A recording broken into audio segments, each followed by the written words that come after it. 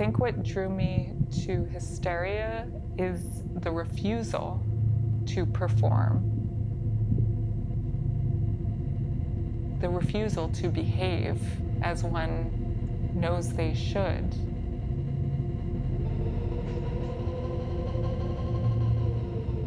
It is an adamant, aggressive, angry cry for help and cry for attention.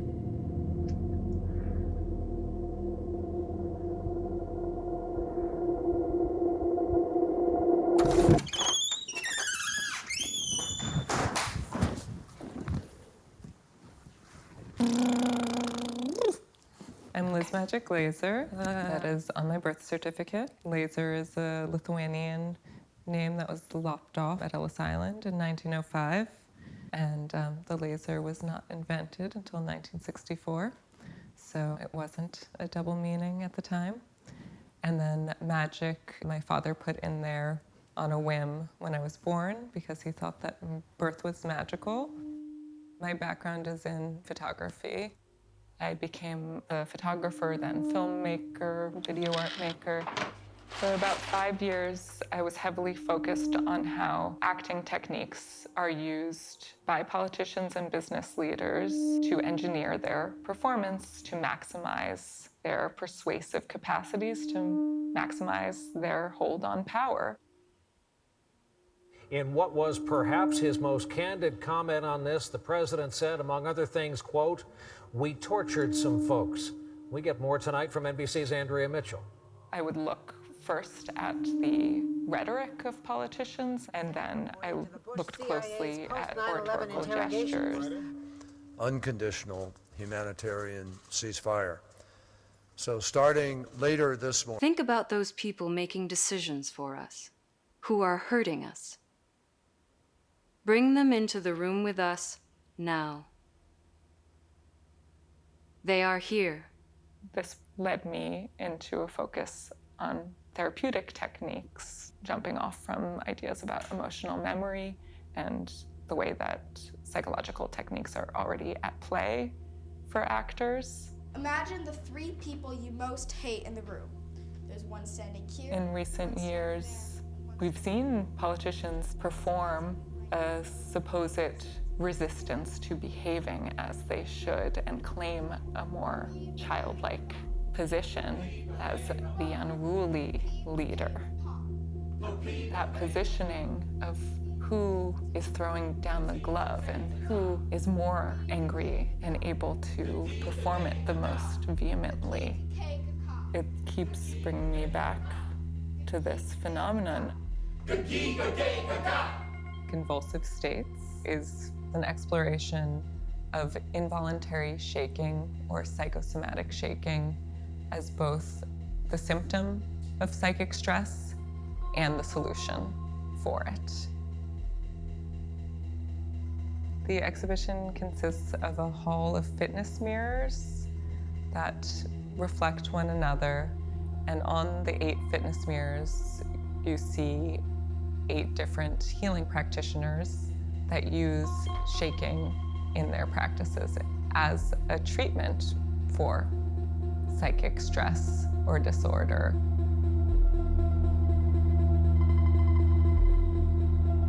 It's the longest term research project I've ever been engaged in. Like if there was actually different forms, so it makes it more surreal. So it's something to define that it's floating bodies and they might be moving. I don't know. That was one idea of like, oh, it's like what if like he was really small or smaller and then there was like a doubling scale.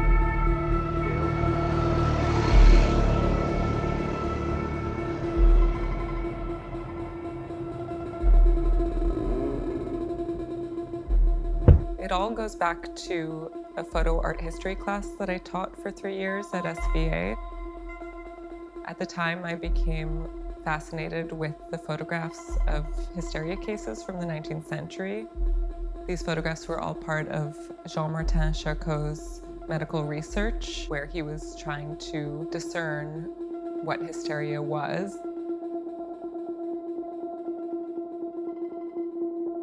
I centered on this one photograph of the climax of the hysterical attack, and it's called The Cry. It's the beginning of the attack, and her mouth is gaping wide open, and she is in a kind of state of paralysis at the start before she starts shaking. It was Charcot's mission to bring this manifestation of shaking out of the Dark Ages, so to speak, to redefine it as not an issue of evil spirits inhabiting a person's body and soul, but rather a medical disease. He truly thought that there would be brain lesions or brain aberrations in his hysteria patients. And so it wasn't until quite late in his career and directorship of Salpêtrière Hospital that he was able to dissect the brains of enough of his hysteria patients to find that they don't have brain lesions. So this is stress-related or psychogenic, and there is something else going on here.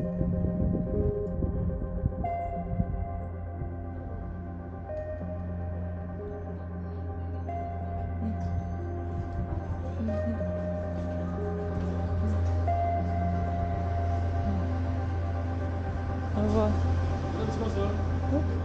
It's a camera? Ah, c'est à vous? Oui. Ah, je sais.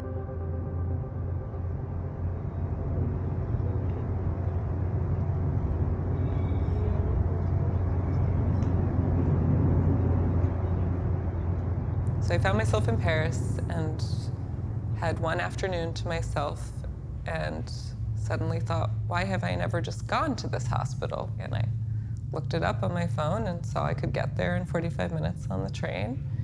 And I went there and walked in. Many times over the course of researching for this project, I thought, what am I preparing for exactly? Where is this going? And then when I was there interviewing art therapists and neurologists and psychiatrists, it all became clear why I have started to manifest more of these frustrations and expressions than I ever thought I would, and that I didn't realize it was of personal interest until I was in it. I realized that emotional expression was interesting to me because I tend to repress it.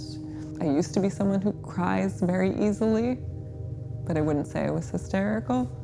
But I think that either my interest in this topic has provoked more of it in me, or I was always interested in it because it was in me.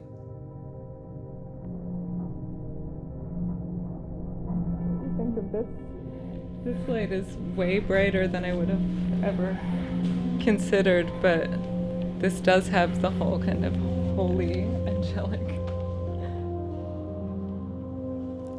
I think the feeling of hysteria is feeling so pained and hurt that you want to hurt someone and you don't know who, or maybe you do, and you want to tear someone apart, or you want to tear this thing that traps you apart.